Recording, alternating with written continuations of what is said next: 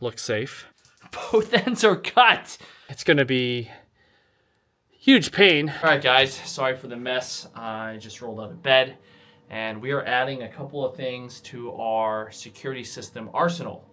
So the first thing is, I got a 65-inch TV. It was $320 during Black Friday. It's not the best quality. It is QLED, which is nice, but I remember years ago these were like $1,400, $1,500 at least. So $300 seems like a good deal. So this will allow us to see all 16 of our security cameras. So this is the coolest one. This is a 360 mounted ceiling camera. So I'm going to mount this at the entryway, and I'll be able to see literally all 4 entrances coming in from the annex, coming in from the house, coming out of the front, coming in from the rear. All with this one camera, which is really awesome. I bought additional 2 of the floodlight cameras because they were on sale, not necessarily because I needed them, but one of those cameras technically replaces 2 regular cameras, if not more, because it does a full 180, and each one of these cameras only does, a regular camera only has a viewing angle about 87. So even 2 of those back to back, you would have a 6-degree less viewability compared to PoE Duo cameras, which is 2 cameras in one. If I can open this thing. So this is the Floodlight Duo. These are all refurbished, so they were a little bit cheaper. And nice part about these is they mount pretty easily, and the downside is you can't mount them to a junction box. So they come with their own box. If this will open. They come with their own box, and you have to mount it to that. And I cannot feel my fingers, it is so cold in here. So, you guys are familiar with these. I mounted one already. Here's the hardware box, and here is the Duo camera. So that is exciting. And one of the things I absolutely do when I get these is, you never know if a refurbished unit, they tested it or not, so I like to plug them in first and then see if they work. And if they work, we're solid. So I just have a test piece here coming out, and I'm just going to plug it into here, and I'm going to let that warm up, and we'll see how that does. So the next one I got is pretty much the same thing, except for it's the newer version, and that's why these went on sale. So the newer one is 16 megapixels, which is a lot of megapixels. The Duo 3. So, essentially, I am hoping that this will be the one that goes on the main building that overlooks the parking lot, because I think that's where the mail and the packages should be coming. The front of the house, I'm going to have one that overlooks that, and then a higher res camera, like a 4K camera, like this, just shooting out the front of the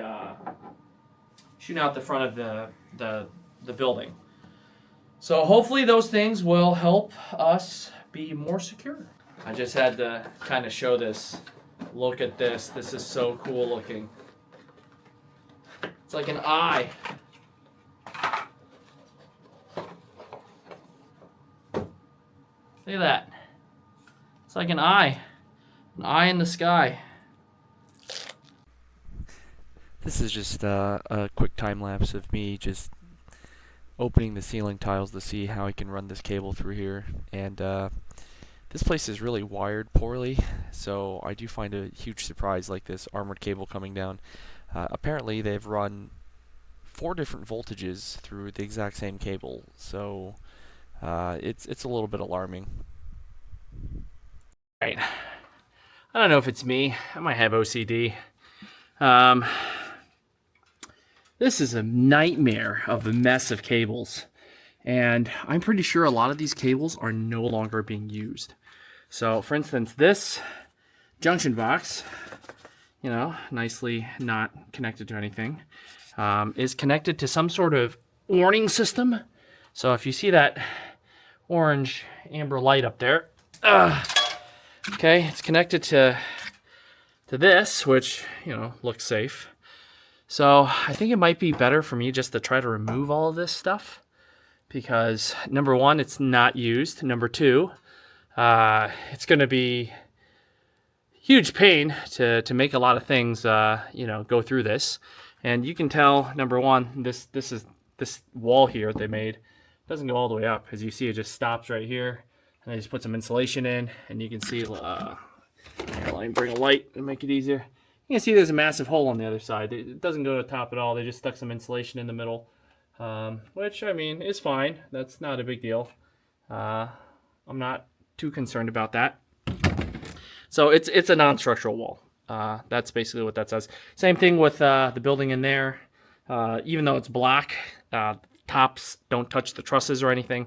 They're completely non-structural. They're just here for show. So realistically, all that stuff doesn't really matter. So what I would like to do is I would like to honestly remove a lot of this armored cabling. I'm going to see if there's any power to it first. I don't think so. I think it might have been either linked to the fire system, which the first inspector asked me to remove, or it might be linked to some sort of system that was in here, which I'll show you, which I have no clue what it does. They had some sort of alarm system in here, which is clearly now defunct and no longer functioning. So instead of just like, I think most contractors, what your gut instinct would be to do is just shove all this into a corner and box it up, and it's the next person's problem.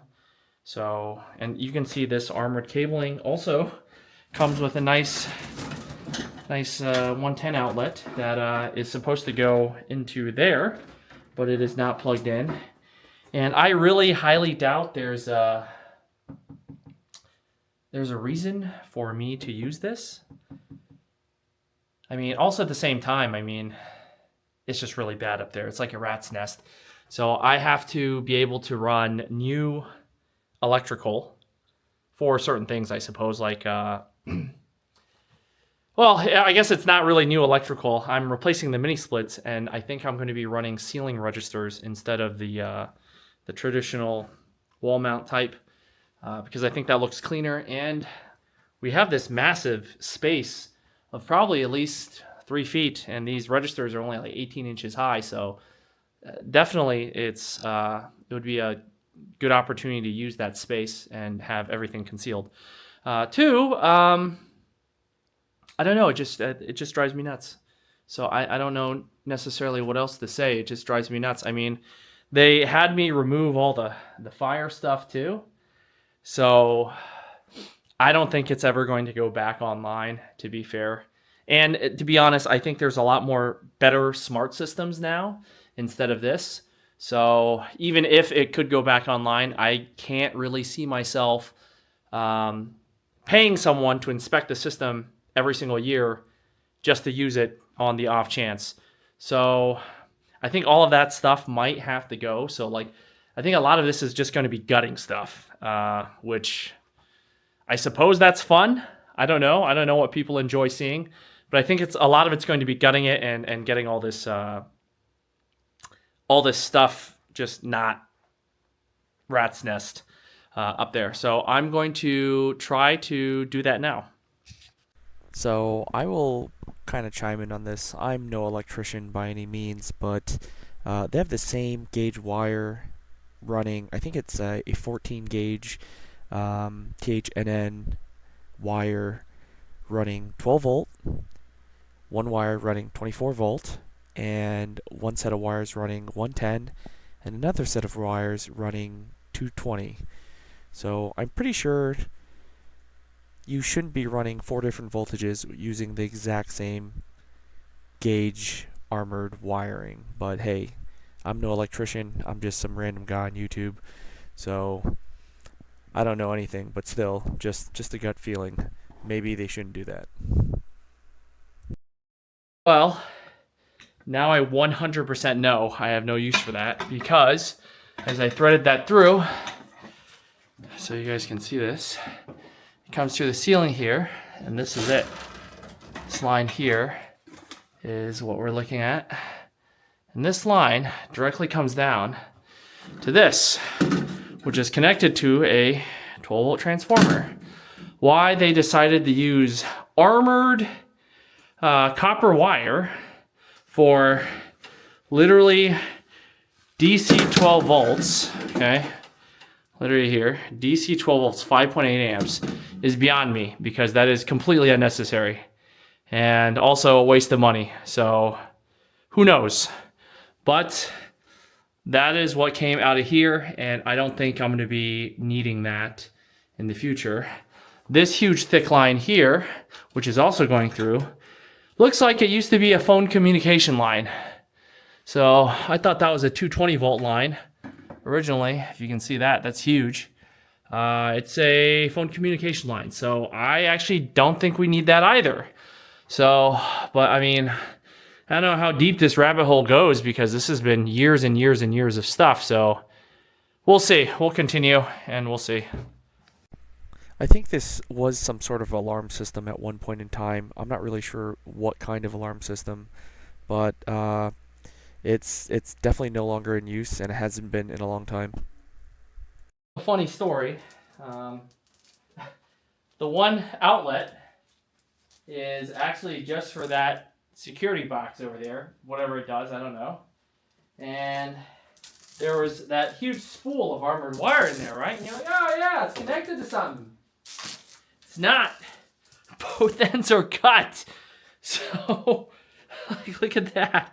I don't even know what this is connected to, but it's 100% no longer functioning. And it has been no longer functioning for probably some time now. So, yeah, both of these armored wires go nowhere. They literally terminate right here. And I'm pretty sure there's no power in these either, because I think the power needs to be provided from this side. Yep, they are dead. These are both dead. So, I mean, this one won't be easy to get to. Yeah, you can get to it. Dead. So, all the armored wiring in the ceiling is completely useless. I don't know what it goes to, but it's pretty useless. I guess I can follow it and see. I guess that's the next thing is to follow it and see where it goes. Ooh. I don't know if this is a smart idea or not, but it seems like every single mini split, above it, they put a disconnect switch box. So you see the power coming in here into the box, and then you see there's a wire that comes down through here into the unit. And also, someone has left a bunch of twine up here. I suppose they're using that to fish wire through, but it's very difficult to tell where the ends are because I just pulled out a massive spool of twine and it goes literally nowhere. So I guess we're just gonna keep on fishing this stuff and seeing what's what. I'm starting to feel like I probably should just remove all the drop ceiling tiles just so I have better access. I don't know if up here this is mouse droppings or just that insulation crumbling. I think it's insulation crumbling. And I don't know why they ran the AC lines through the wall when they could have easily run it above the joist and never had to worry about it ever again. And then bend it down because it's a steep bend here too now. It's a little kinked because of that. So I don't know, a lot of this stuff doesn't really make sense. So we're just doing the best we can right now with what we have. So I think I might have to just take out all the ceiling tiles so I can see everything and what everything's running to, and then properly label everything, because this is a nightmare. This is not ideal. Well, I can definitely say this is not something that we're gonna get through in one video. There's just so much wiring and so much stuff. And the original purpose today really was I just wanted to run my security camera cable through the ceiling so I'm not walking on it all the time. But it seems like I've uncovered a deeper rat's nest here. So I'm going to try to finish that security cable and then try to think of a plan of action of what to do here. Well, a conundrum I have is I have an outlet here, which is massive. There's a massive hole there. I'm not sure if you can see that. It's not sealed or anything. And that goes to the light outside, which currently doesn't work. And it's also old. So my options are to replace it with a floodlight or to replace it with a floodlight camera. Now, the downside is this camera doesn't use 110. It uses power over Ethernet, which is good, but also that means the light isn't as bright. So originally I was going to mount one of these higher up, but the downside once again is since the light isn't bright, it renders it essentially useless.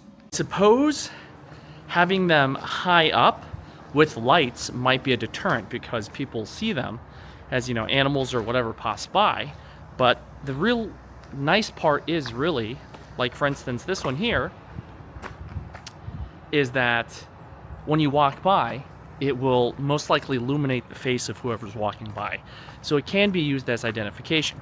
Now, the biggest issue we have here is, as you see, lower there, higher here, because the ground changes.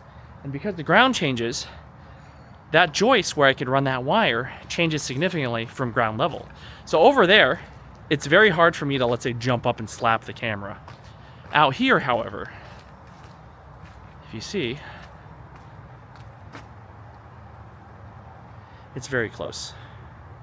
So, in theory,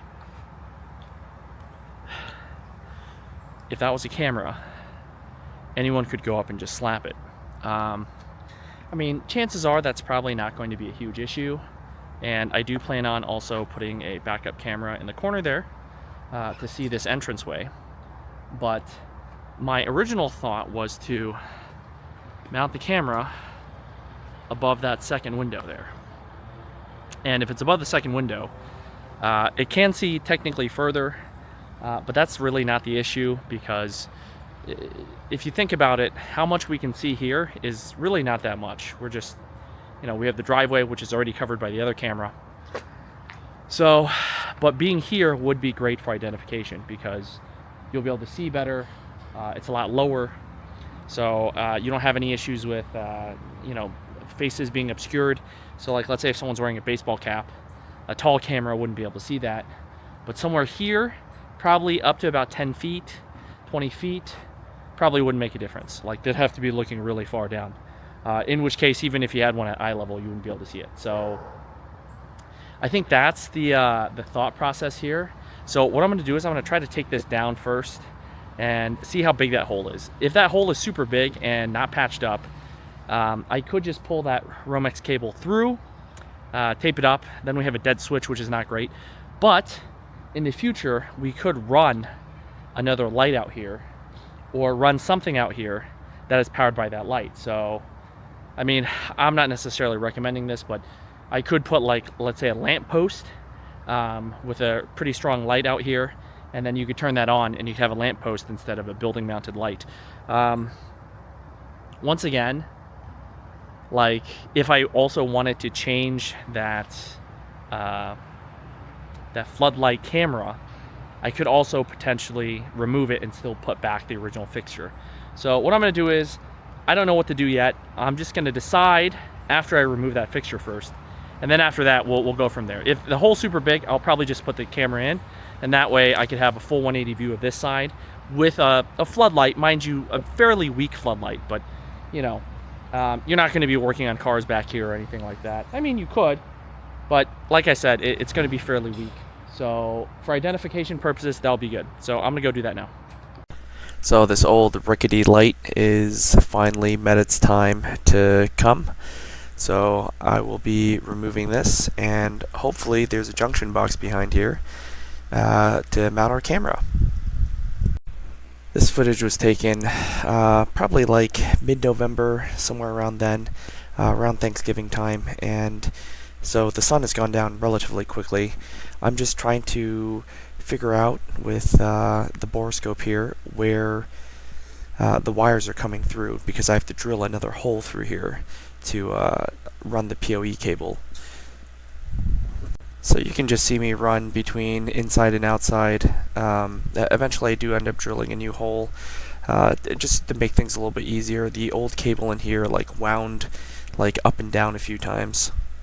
Well, after a bunch of troubleshooting, that camera has been set, and you can kind of see, we see the entire side, which is nice. I mean, even in front of the building over here, we see the driveway over here. We see the corners, each corner of the actual building. So this actually gives a decent view of the yard. So in case the dogs are out here, whatnot, I can see everything. So that's nice. I could technically tilt the camera slightly lower, but I don't see a real need, just because I might see a little bit of the front here, but I'm just gonna see more wall on each side. So even like this, I think it should be okay.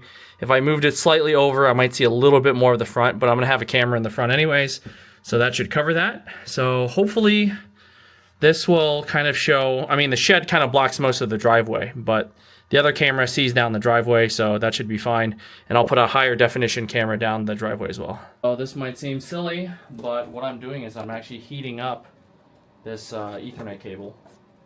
The cable itself is really stiff when it's cold, so it makes it really hard to maneuver, and now it's like spaghetti. So this will make it going through the ceiling a lot easier. And as a reminder, always test your cables before you run them. So before I actually run this cable, what I'm going to do is, I don't know why they wrapped it like this instead of like in a spool, because in a spool would be much easier. I'm going to wrap this around a bucket so I can get like a nice, even, smooth cable run without all these bends. I didn't do this with the last two, and I had immense issues trying to get it through the joists and stuff because these 90s kept on getting hung up on stuff. I just ended up using a gallon jug. I mean, these can be from windshield wiper fluid or propylene glycol, which is exactly what this jug was from. May not seem like much, but makes a world of difference, because running this through anywhere that has jagged edges, any of the bends like that would catch. So now, I know this looks kind of messy. I was kind of nice and clean. And then when I got to the end, I was like, screw it. So this should be now easier to unravel. So as an example, beforehand, so this is nice and soft and pliable now. But as an example, this is what it looks like when it comes out of the package. And I don't know how to describe this. It is as hard as a rock, right? And then if you're trying to take it apart, it does not want to bend very well either. So like, even if you take it apart, it just stays in its shape, which is not good. That's why heating it up, I found, does the trick pretty well. This only heats it probably to maybe like a 90, 95 degrees Fahrenheit, something like that. These should be able to withstand 300 degrees, no problem. So that is my trick for untangling stuff that's not coiled. If it's coiled, sometimes you also have the same issue. So just adding a little bit of heat goes a long way. Alright, we finally made it to the outside, and I am measuring here to kind of figure out where I would like this camera to be. So we know the windows and the window trim is pretty much consistent between the inside and the outside. So what I'm going to do is just measure between the two trims and then transfer that measurement to the inside. So here's that room directly inside of that exterior wall. And I'm just measuring out from this window approximately where it is. So doing some quick math on the calculator here and pondering a little bit more, I end up bringing in the laser level. This laser level was provided to me by a company called Lascaux, if I'm pronouncing that correctly. I have included a link down in the description for it. They also gave me a 10% off coupon for my viewers. This is probably one of the best ones I've used so far. I will give more feedback on it when I use it more, but so far I've enjoyed using it and it's been pretty good. As fate may have it, we have discovered a few other things. Number one, I believe this is our vacuum extractor for the bathrooms. The bathroom's over there, so the fact that it has to travel this far kind of worries me a little bit. Two, I think one of these potentially could be our water supply line, because something definitely exploded and leaked here. And over here, you can actually see this block wall doesn't come all the way up. You can actually see that light you see is actually not from, no, that is from me. Is that from me? Yeah. The light you see on the other side of that, not from the reflection, is from the other room with the ceiling tiles open. So on this side, it seems somewhat foolish that these pipes were put so close to the exterior wall. But I suppose if you're running heating so close, this cavity should have heat. And also there's a massive hole up here. I should probably get a flashlight and see where that goes to. But, I mean, at least we were finding some of the mechanical in this room. And over there you can see the block wall, once again, does not go above the joist here. So that is the roof of the actual bathroom. So what I'm hoping is all the supply lines come in here and then they drop down. So to hunt and replace them should be relatively easy. I'm assuming this is going to be under a wall somewhere. So I'm gonna get a better look up here. So, all right, so we got a better idea of what's going on up here. All right, so here's our plumbing for what seems to be our heating system. Far back there, that pipe that's covered, I'm not sure if you guys can see that covered pipe, I think is the water supply line. I mean, that looks like a poop pipe. I mean, what's really driving me nuts is like how they just punch through this decking. So if you look, all this decking is just like, they threw something through and just smashed it. They drilled 2 holes here, and that's no longer useful. And look at all that decking over here that's just smashed through with all these razor sharp edges. And you know, that's a poop pipe, of course. I don't know where that's leading to. Probably to the left over there. There's a stack over there, I think, probably. And yeah, this is our return register. If you look up there, it just looks like it's a void, into the void. So some of this stuff definitely needs to get removed, like this radiant water heating pipes. All that stuff needs to be removed. I'm not 100% quite sure if this is what I think it is. This, sorry, I'm not looking at the right thing. This pipe here, right above me. I'm gonna go in the other room and see. That pipe is somewhere behind this wall. So that could be radiant heat here for this, because we've noticed all the piping comes through the ceiling. So it might be coming from up here behind this wall down into this. I won't know until I remove this. Hey, Boost. Enough with the distractions. I am now threading this Ethernet cable into the security room. That way I can see how much excess I have and I could just loop it around. But it does go through relatively smoothly. I tied it to a nice long metal post. And here is where I need to drill. So here I drill with that extra long 18-inch drill bit. And what's funny is I actually started with a 12-inch drill bit thinking it would go all the way through, and it didn't make it all the way through. So I had to go to the store and buy this 18-inch drill bit to go through. Let's see where she poked through on the outside. Well, that definitely looks like our drill bit hole. So this is what our outside one looks like. All the scuff marks are actually from the trim from the old piece. So here is that hole coming out, and I finally pre-drill the brackets and stuff and mount this bad boy up, and that kind of concludes the security cameras that I wanted to put up for now. But I did have one camera fail almost immediately. My Reolink Duo. I have 3 of these, and this one, for some reason, as you see, one side is completely bad.